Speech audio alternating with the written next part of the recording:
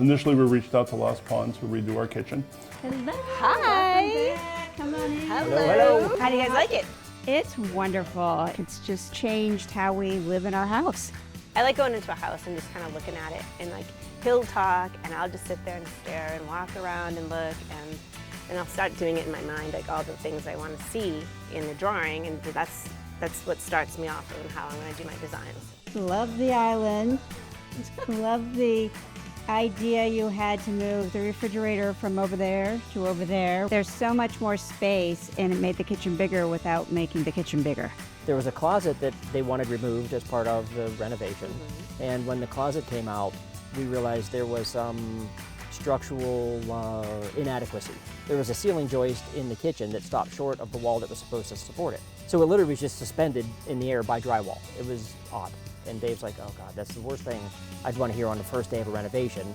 So I said, don't worry about it. We'll brace it up, we'll handle it, and then we'll take pictures and we can talk through it, and that'll be fine. It could have been a lot worse than it was, as that Jeff was very good at explaining what we needed to do to fix it, and had come in with some solutions and cost right off the bat. And as we peeled back the layer of the onion, as often happens, we found more and more little nickel-dimey things, nothing that we'd even necessarily call to a client's attention. You know, like some loose wire nuts or some maybe shady plumbing in the walls or things like that. And so as we're just going through it, we clean it up and we fix it.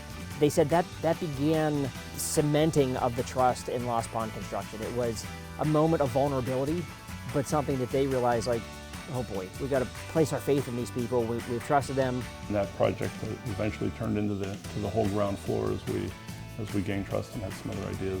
They demonstrated a lot of faith in what we brought to the table. Yeah.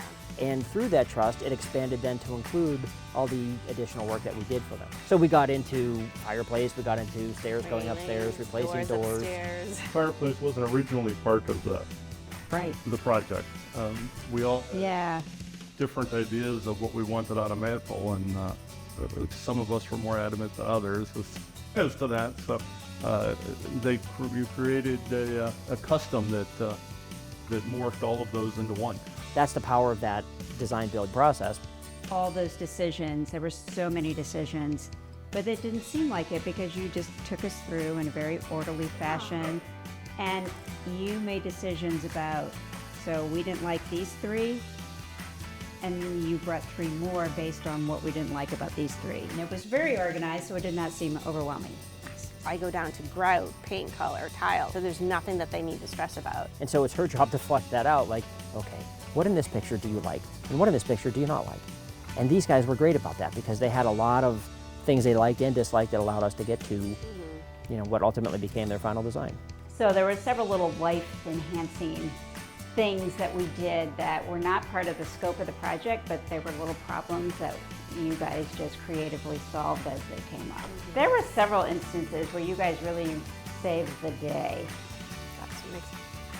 I'm proud of it. You're proud of it. I really am, yeah. And it goes beyond the economics of it, you know, on time, on budget, all that stuff. Like, that's critical for the operation of the business. But to leave behind a client who is genuinely grateful for what we did for them, that is the mark of a job well done, I think.